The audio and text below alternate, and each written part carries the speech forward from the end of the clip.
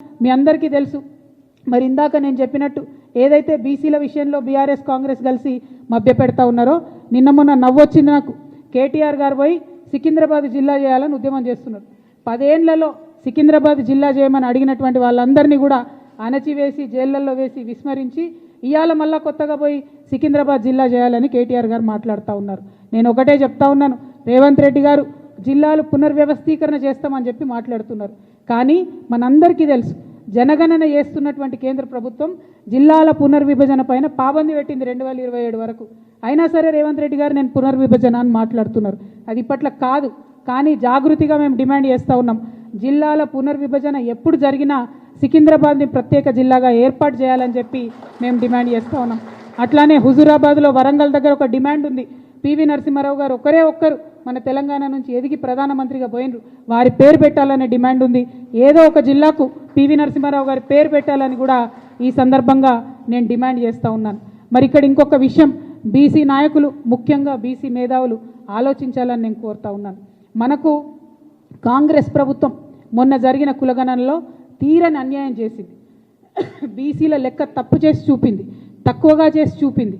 మరి ఈ అన్యాయాన్ని సవరించేటటువంటి ఒక సువర్ణ అవకాశం కేంద్ర ప్రభుత్వం చేపడుతున్నటువంటి జనగణన ద్వారా మనందరికి కూడా వచ్చింది. ఈ అవకాశాన్ని మనం ఖచ్చితంగా వాడుకోవాలంటే ఏం చేయాలి? తెలంగాణ జాగృతి ఒక ముందడుగు వేస్తున్నది. మా ప్రయత్నం నచ్చితే బీసీ మేధావులు, నాయకులు, ప్రజలు కలిసి రావాలని నేను కోరుతా ఉన్నాను.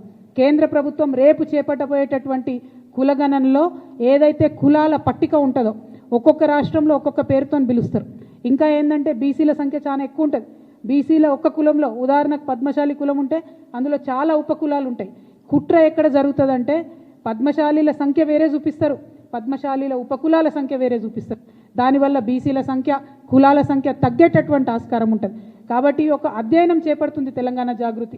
త్వరలోనే ఒక రౌండ్ టేబుల్ కాన్ఫరెన్స్ కూడా పెట్టి అందరినీ కూడా మేము పిలుస్తాం. ఒక సమగ్రమైనటువంటి నివేదిక తయారు చేసి కేంద్ర ప్రభుత్వానికి కూడా మేము ఇస్తాం.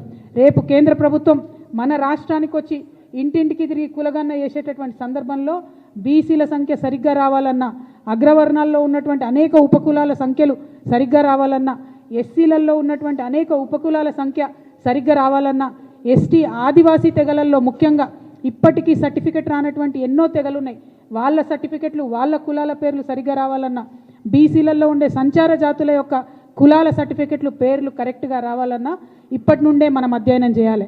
వాస్తవానికి ఈ పని రాష్ట్ర ప్రభుత్వం చేయాలి. కానీ నాకు గుంపు మేస్త్రి గారి మీద నమ్మకం లేదు.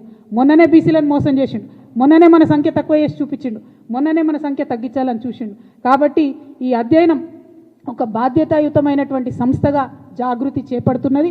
సమగ్రమైనటువంటి నివేదిక తయారు చేసి కేంద్ర ప్రభుత్వానికి ఇవ్వబోతా ఉన్నాం.